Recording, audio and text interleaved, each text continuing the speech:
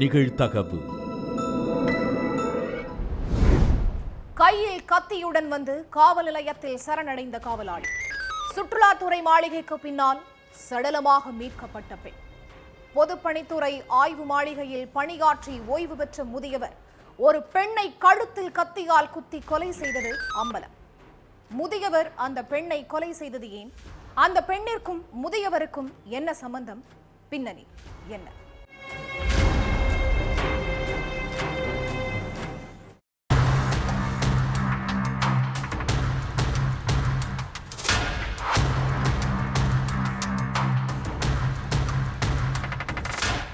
Sir, நான் ஒரு பொண்ணை கொலை பண்ணிட்டேன்னு கையில கத்தியோட 64 வயசான ஒரு முதியவர் போலீஸ் ஸ்டேஷனுக்கு வந்திருக்காரு.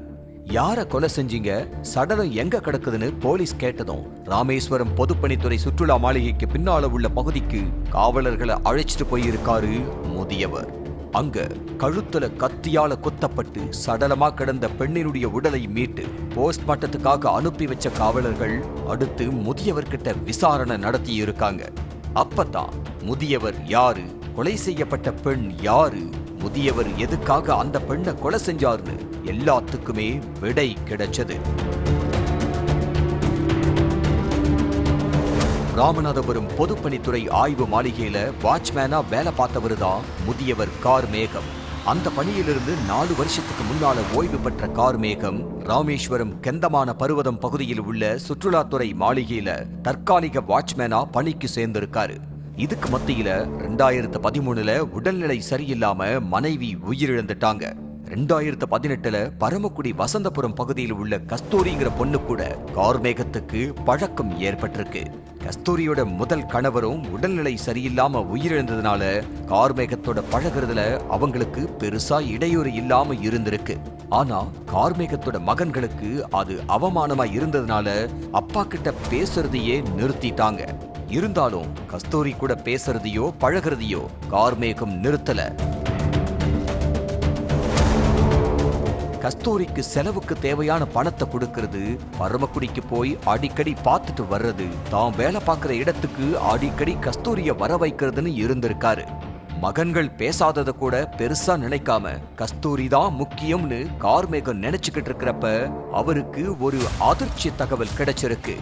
பரமக்குடியில் இருந்த ஒரு நண்பர் கார்மேகத்துக்கு போன் பண்ணி, நீ பேசி பழகிற பொண்ணு உனக்கு துரோகம் பண்றதாவும் உன்னோட பணத்துக்காகத்தான் பழகிறதாவும் சொல்லி இருக்காரு. அதோட நம்பலனா நேர்ல வந்து நீயே பாத்துக்கோன்னு சொல்லி இருக்காரு.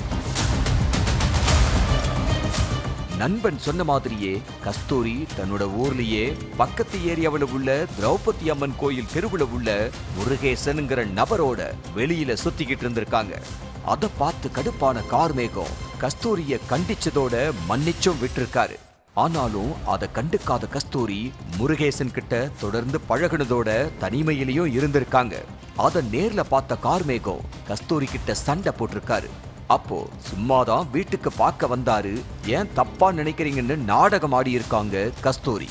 அதனால இன்னும் டென்ஷனான கார்மேகம் விறுவிறுன்னு கிளம்பி தான் வேலை பார்க்கிற இடத்துக்கு வந்துட்டாரு.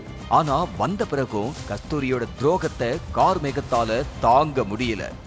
அதனால கஸ்தூரி கதைய முடிக்க நினைச்ச கார்மேகம் நடந்தது நடந்துருச்சு, இனிமேலாவது ஒழுங்கா இருன்னு போன் பண்ணி அமைதியா அட்வைஸ் பண்ணி இருக்காரு.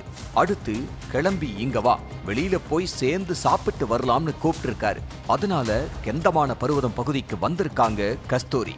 அப்போ கத்திய சட்டைக்கு பின்னால மறைச்சு வச்சிருந்த கார்மேகம் சுற்றுலா மாளிகைக்கு பின்னால கஸ்தூரிய அழைச்சிட்டு போய் கழுத்திலேயே குத்தி இருக்காரு. அறிவுரை சொல்லி பார்த்தேன் கேட்கல, கண்டிச்சு பார்த்தேன் கேட்கல, அதனால நீ உயிரோடவே இருக்க வேண்டாம்னு சொல்லி கஸ்தூரிய குத்தி கொலை பண்ணியிருக்காரு கார்மேகம்.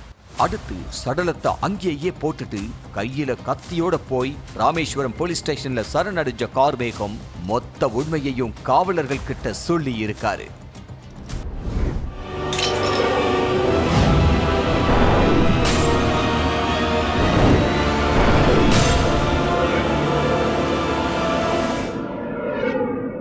நிகழ்தகவு.